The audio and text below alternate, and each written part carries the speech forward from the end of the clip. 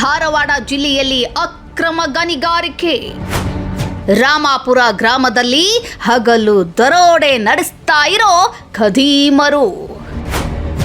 ಭೂ ಮತ್ತು ಗಣಿ ಇಲಾಖೆ ಅಧಿಕಾರಿಗಳೇ, ಏನ್ ಮಾಡ್ತಾ ಇದ್ದೀರಿ ಸ್ವಾಮಿ?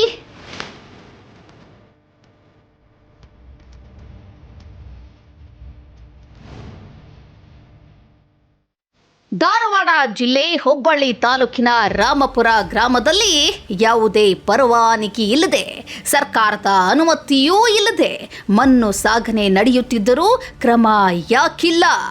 ಅಧಿಕಾರಿಗಳು ಯಾಕೆ ಸೈಲೆಂಟ್ ಆಗಿದ್ದಾರೆ ಎಂಬ ಪ್ರಶ್ನೆ ಸಾರ್ವಜನಿಕ ವಲಯದಲ್ಲಿ ಕೇಳಿ ಬರ್ತಾ ಇದೆ. ಎಲ್ಲವನ್ನೂ ಮಾಧ್ಯಮಗಳೇ ಎಳೆಯಾಗಿ ಬಿಚ್ಚಿಡಬೇಕಾ? ಸ್ಥಳೀಯರ ಆರೋಪಗಳಿಗೆ ಉತ್ತರ ಕೊಡುವವರು ಯಾರು? ಎಷ್ಟೆಲ್ಲ ಹಗಲು ದರೋಡೆ ನಡೀತಾ ಇದ್ರೂ ಅಧಿಕಾರಿಗಳು ಕಣ್ಣು ಮುಚ್ಚಿಕೊಳ್ಳುತ್ತಿದ್ದಾರಾ ಎಂಬ ಅನುಮಾನ ಸಾರ್ವಜನಿಕರಲ್ಲಿ ಮೂಡಿದೆ. ಸರ್ಕಾರದ ಬೊಕ್ಕಸಕ್ಕೆ ಲಕ್ಷಾಂತರ ರೂಪಾಯಿ ನಷ್ಟವಾಗುತ್ತಿದ್ದರೂ ಸಂಬಂಧಪಟ್ಟ ಇಲಾಖೆ ಮೌನ ವಹಿಸಿರುವುದು ಪ್ರಶ್ನೆಗೆ ಕಾರಣವಾಗಿದೆ.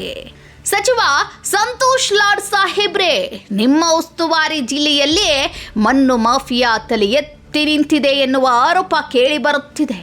ಅಕ್ರಮ ಗಣಿಗಾರಿಕೆಗೆ ಯಾರು ಬೆಂಬಲ ಕೊಡುತ್ತಿದ್ದಾರೆ? ಇಷ್ಟೆಲ್ಲ ರಾಜಾರೋಷವಾಗಿ ಗಣಿಗಾರಿಕೆ ನಡೆಯಲು ಹೇಗೆ ಸಾಧ್ಯ?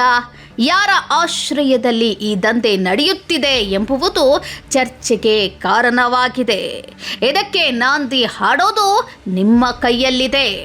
ಒಟ್ನಲ್ಲಿ ಜಿಲ್ಲಾಧಿಕಾರಿಗಳು ಇಷ್ಟೊಂದು ಸರ್ಕಾರದ ಬೊಕ್ಕಸಕ್ಕೆ ಮಣ್ಣು ಎರಚುತ್ತಿರುವ ಮಾಫಿಯಾ ಕುಳಗಳ ವಿರುದ್ಧ ಹಾಗೂ ಅಕ್ರಮ ಮಣ್ಣು ಗಣಿಗಾರಿಕೆಯ ವಿರುದ್ಧ ಯಾವ ರೀತಿ ಕಟ್ಟುನಿಟ್ಟಿನ ಕ್ರಮ ಕೈಗೊಳ್ಳುತ್ತಾರೆ ಎಂಬುದನ್ನು ಕಾದು ನೋಡಬೇಕಿದೆ.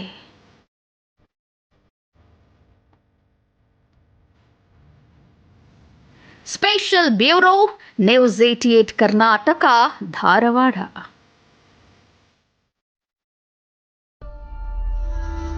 ನೀವು ನೋಡ್ತಿದ್ದೀರಾ, ಇದು ನ್ಯೂಸ್ 88 ಕನ್ನಡ, ಸುದ್ದಿಯ ಜೊತೆ ಸದಾ ನಿಮ್ಮೊಂದಿಗೆ.